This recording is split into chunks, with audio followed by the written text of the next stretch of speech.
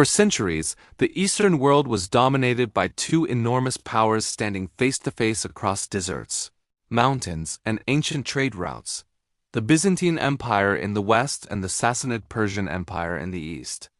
They were rivals not just in geography but in culture, religion, economy, and identity. And whenever two giants this large live side by side, conflict becomes almost inevitable. But what made their final war so destructive that it pushed both empires to the edge of collapse? Why did they fight again and again for lands that rarely stayed under their control? And how did this last brutal conflict end up creating the perfect opportunity for a new rising power, the early Islamic Caliphate, to sweep across the region only a few years later? In this video, I'm going to take you deep into that final showdown. How it began, why it became so devastating, and how it reshaped the future of the Middle East forever. So without any delay, let's start. To understand the final Byzantine-Sassanid War, we need to understand their long and complicated relationship. For more than 400 years, Rome and Persia had been the heavyweight champions of the ancient world. First, the Roman Empire fought the Parthians. Later, the Eastern Roman or Byzantine Empire fought the Sassanids. Their rivalry shaped diplomacy, trade, religion, and war across the ancient world. They both considered themselves the rightful rulers of civilization. Rome saw itself as the guardian of Christianity, while Persia saw itself as the defender of Zoroastrianism. And in between them lay contested lands like Mesopotamia, Armenia, Syria, and parts of the Caucasus. These areas constantly switched hands, becoming battlegrounds for wave after wave of conflict. The specific background of the final war begins with the internal politics of Byzantium. In the early 7th century, the Byzantine Empire was struggling. Emperor Maurice had been killed in a military coup by a usurper named Phocas. This sudden change of leadership shocked the empire's enemies, and one of them, the Sassanid king Khosrow II, saw an opportunity. Maurice had once helped Khosrow regain the Persian throne years earlier, and now Khosrow used Maurice's death as a political justification to declare war, claiming he wanted to avenge him. In reality, he wanted to expand Persian influence while the Byzantines were weak. Phocas proved to be a disastrous ruler. Under his leadership, the Byzantine Empire fell into chaos, rebellions erupted, borders collapsed, and armies deserted. For the Persians, this was the perfect moment to strike. They smashed through the eastern frontier, capturing key fortresses one after another. By 611, Persian forces were deep inside Byzantine territory. They overwhelmed Syria, moved into Palestine, and eventually marched toward Egypt, one of the wealthiest provinces of the empire. For the Byzantines, this was nothing short of catastrophic. Cities that had belonged to Rome for centuries were falling rapidly. The war took a dramatic turn when a young general named Heraclius rose up against Phocas. Backed by Africa and parts of the navy, Heraclius sailed to Constantinople, overthrew Phocas, and became emperor in 610. But even after his rise to the throne, the situation didn't immediately improve. Heraclius inherited an empire that was financially ruined, militarily exhausted, and spiritually demoralized. The Persians kept advancing. In 614, Jerusalem fell to them, a monumental and emotional blow for the Christian Byzantine world. The Persians even took what Christians believed to be the true cross, a relic tied to the crucifixion of Jesus. This shocked the empire and strengthened the belief that maybe God had turned against them. By 619, things got even worse. The Persian general Sharbaraz invaded Egypt and seized Alexandria, cutting the empire off from one of its most important food and revenue sources. The Byzantines were cornered. It looked like the empire was dying.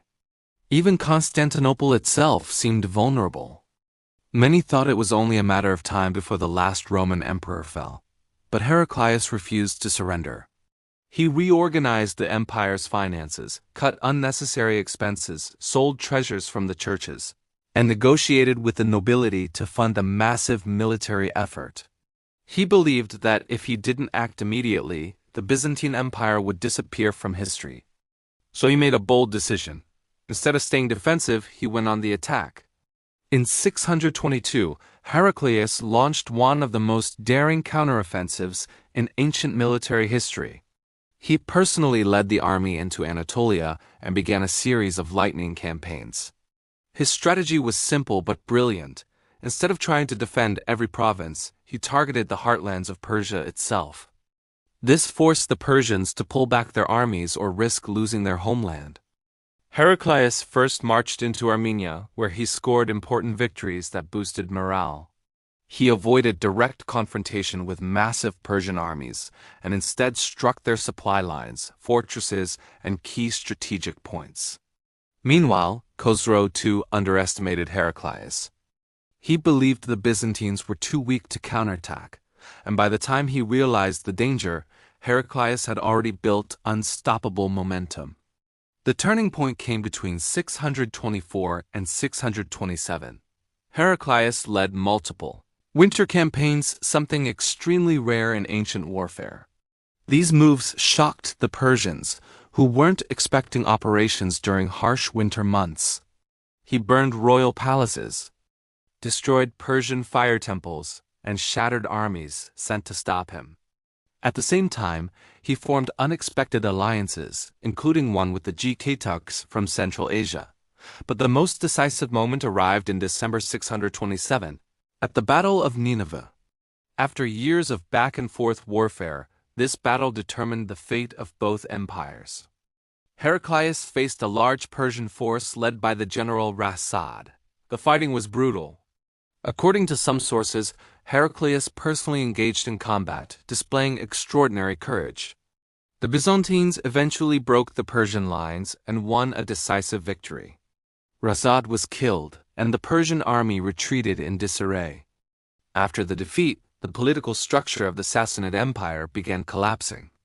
Nobles rebelled, generals turned against the throne, and Khosrow II was eventually overthrown and executed by his own son.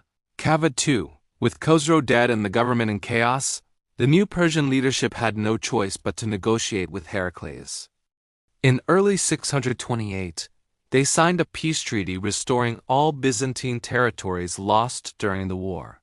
The true cross was returned, and the borders returned to where they had been decades earlier. But here's the tragic irony: although Heraclius had won the war, both empires were completely exhausted. They had poured everything into this final struggle.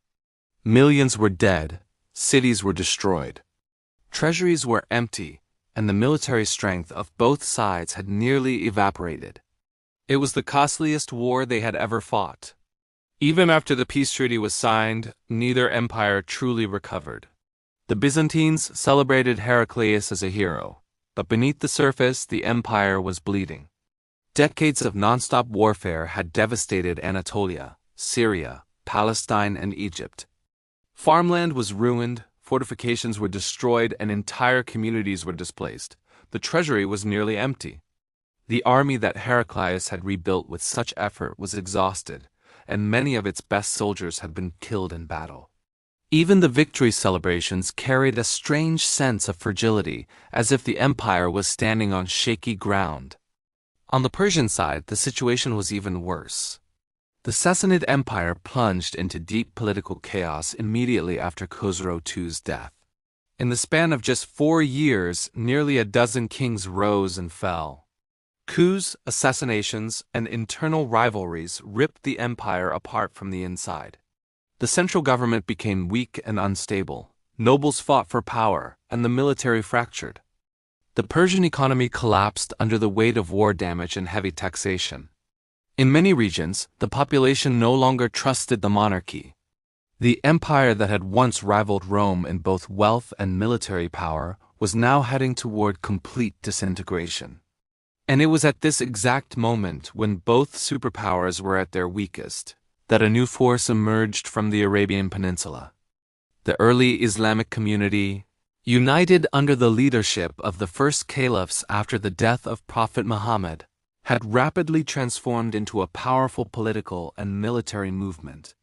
The Arabs had not played any major role during the Byzantine-Sassanid conflict, but now, with their neighbors exhausted and unstable, the stage was perfectly set for expansion. The early caliphs understood something crucial. Both of the old superpowers were too drained to resist a new, energetic army. When the Arab forces first attacked in the 630s, neither empire understood the scale of the threat. They believed these raids were small border disruptions, nothing more. But the truth was far more serious. The Arabs were organized, motivated, and united under a new religious and political vision. They used fast-moving cavalry, flexible tactics, and incredible mobility in the desert, a style of warfare neither empire was prepared for. For the Byzantines, the first major blow came at the Battle of Yarmouk in 636. Heraclius sent a large army to defend Syria, but his forces were still recovering from years of war. They were undersupplied, underpaid, and scattered. The Arab forces used superior mobility and strategic positioning to defeat them. The Battle of Yarmouk effectively ended Byzantine control over Syria and Palestine regions the empire had only recently recovered from Persia. Heraclius reportedly said, "Farewell, Syria," as he retreated to Constantinople, fully aware that he would never reclaim the province. For the Sassanids, the situation collapsed even faster. At the Battle of Al-Qadisiyah in 636, the Persian army faced a devastating defeat.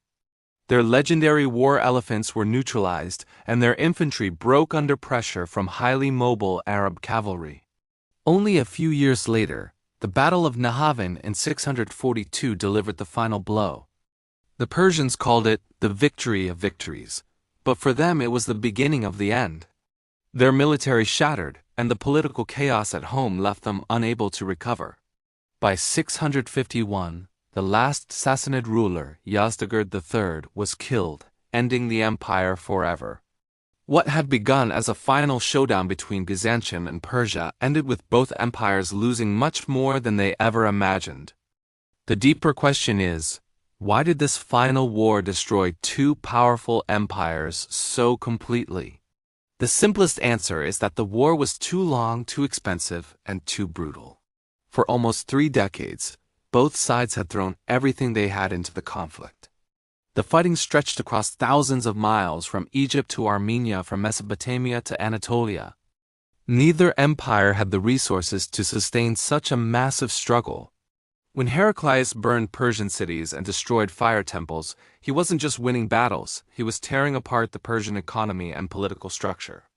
And when the Persians occupied Byzantine lands for more than a decade, they crippled Rome's irrigation systems, agriculture, and tax system. Both sides came out of the war as hollowed shells of their former selves.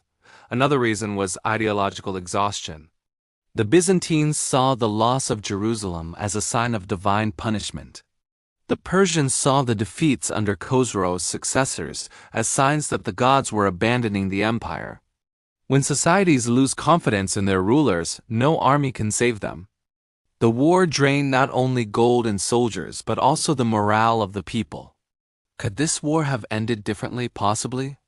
If Phocas had not overthrown Maurice, Khosrow II would never have used revenge as an excuse to invade. If Heraclius had been defeated at Nineveh, the Byzantine Empire might have fallen entirely in the early 7th century. If the Persians had accepted an early peace treaty, their empire might not have collapsed so violently. But in history, timing is everything. And the timing here created a perfect storm that neither empire could escape. The long-term impact of this war was enormous. The Byzantine Empire survived, but it was permanently weakened. It lost Egypt, Syria, and Palestine to the Islamic Caliphate regions that had been Romang for over 600 years.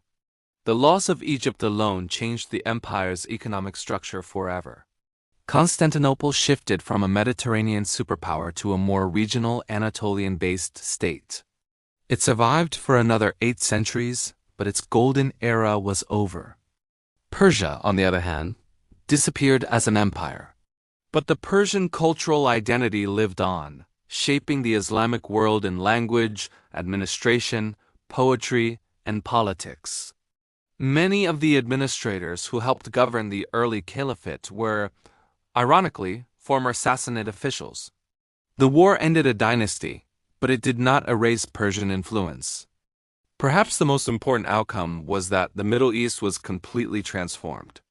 The old order of Rome versus Persia was gone, replaced by a new world dominated by Islamic civilization. This shift changed the region's religion, culture, language, and political map forever.